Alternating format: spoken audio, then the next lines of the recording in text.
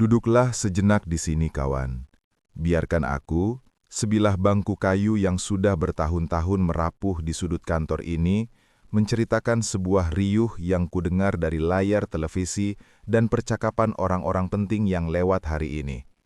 Kabarnya, sedang ada badai kecil di antara para pemimpin desa dan pemerintah pusat yang membuat suasana menjadi sedikit lebih tegang dari biasanya.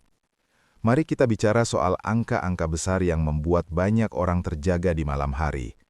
Menteri Keuangan, Bapak Purbaya, baru saja memberikan pernyataan yang cukup menggetarkan lantai kayu ini.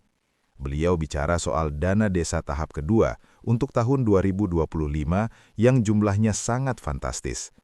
Bayangkan saja, ada dana sekitar 7 triliun rupiah yang diluncurkan. Namun, ada sebuah ganjalan besar yang membuat suasana di balai-balai desa menjadi panas seketika. Ternyata, dari 7 triliun itu, tidak semuanya langsung meluncur mulus ke lumbung-lumbung desa seperti tahun-tahun sebelumnya. Ada sebagian dana yang sengaja ditahan oleh pemerintah pusat. Mereka memutuskan untuk mengalokasikan dana tersebut demi membiayai sebuah program baru yang disebut Koperasi Merah Putih. Sebuah langkah yang tentu saja memicu gelombang tanya dan protes dari mereka yang berada di garis depan pembangunan desa. Mungkin kau bertanya-tanya, bagaimana reaksi para kepala desa mendengar berita itu? Oh, mereka tentu saja meradang.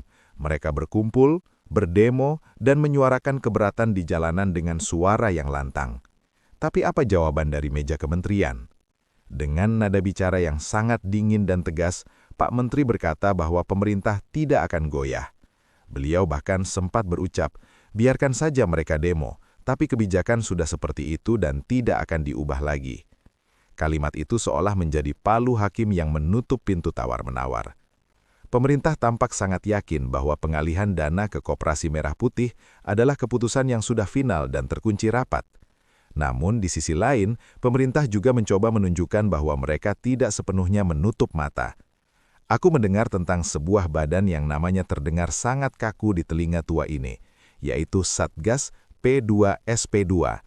Ini adalah tempat bagi mereka yang ingin mengadu soal masalah-masalah pembangunan yang dianggap macet atau bermasalah. Tapi jangan harap kau bisa melapor semudah membalikan telapak tangan atau sekedar mengirim surat biasa. Zaman sudah berubah menjadi serba digital dan ketat. Sekarang, setiap pelapor wajib masuk ke dalam sistem menggunakan NIB atau nomor induk berusaha. Tanpa itu, laporanmu hanya akan dianggap angin lalu. Dan setelah laporan masuk pun, perjalanannya masih sangat panjang dan berliku. Ada tim yang namanya Pokja 2 yang akan membedah dan menganalisis laporan itu terlebih dahulu.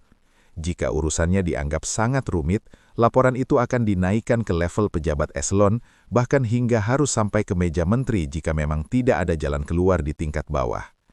Hingga saat ini, tercatat sudah ada 10 aduan besar yang sedang digodok. Mulai dari masalah energi dan listrik, perizinan lahan yang tumpang tindih, urusan tata ruang yang semerawut, hingga masalah penegakan hukum yang belum juga tuntas.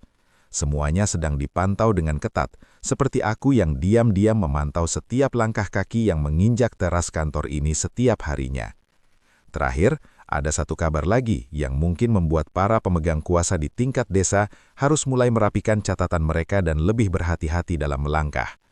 Bapak Presiden rupanya ingin semuanya berjalan bersih tanpa ada noda sedikit pun. Beliau secara khusus meminta agar dilakukan audit menyeluruh terhadap penggunaan dana desa tahap kedua ini. Tujuannya hanya satu, yaitu untuk memastikan agar uang rakyat yang jumlahnya triliunan itu tidak bocor ke lubang-lubang yang salah. Transparansi kini menjadi kata kunci yang sangat sakral. Audit ini bukan sekedar formalitas di atas kertas, melainkan cara pemerintah untuk memastikan bahwa setiap rupiah yang keluar benar-benar sampai ke tangan rakyat yang membutuhkan di pelosok-pelosok negeri, bukan hanya singgah sebagai angka-angka cantik dalam laporan yang sebenarnya kosong. Begitulah cerita yang kutangkap dari bisik-bisik dan siaran berita hari ini. Dunia memang penuh dengan gesekan kepentingan. Antara rencana besar di pusat dan kebutuhan mendesak di desa, selalu ada cerita yang tertinggal untuk kita renungkan. Aku hanyalah bangku tua yang hanya bisa menonton, mengingat, dan menceritakannya kembali kepadamu sebelum waktu menjadikanku debu yang hilang di telan zaman.